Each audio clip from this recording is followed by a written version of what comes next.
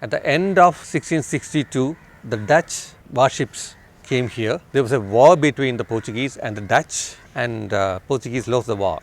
During the time of war and after the war between the Dutch and the Portuguese, the Dutch ransacked all these places. They finished all the Portuguese buildings except one church, Saint Francis Church, where normally the people call that church Vasco da Gama Church because Vasco da Gama, the Portuguese sailor, was buried in that church.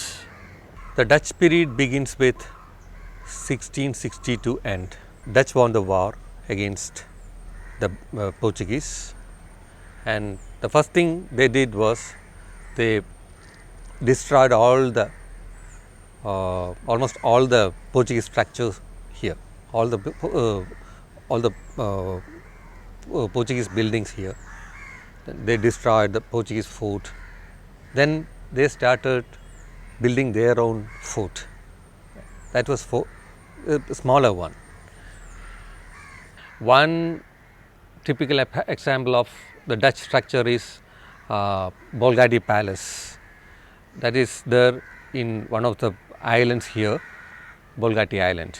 Dutch also ruled Kochi more than a century, but they were not trying to establish any religion or spreading. They were not preaching any kind of religion here. They were traders. They wanted to make trade with Cochin. At the same time, they wanted to rule this place. So you won't be able to find many families with Dutch ancestry here in Cochin. They established the Dutch East India Company here, and they were trading with Kochi. They made good relationship with the Jews and Konkanis. They were trading communities. They had a very good rapport with Maharaja of Cochin. One good example of what the Dutch rule did here was they documented the flora and fauna of Malabar, Kochi, here for the first time.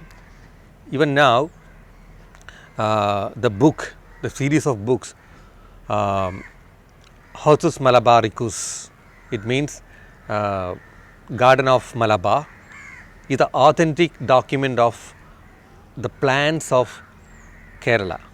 It was compiled and edited during the time of the Dutch rule. The compilation was done by the Dutch ruler, Dutch governor, Hendrik van Riet.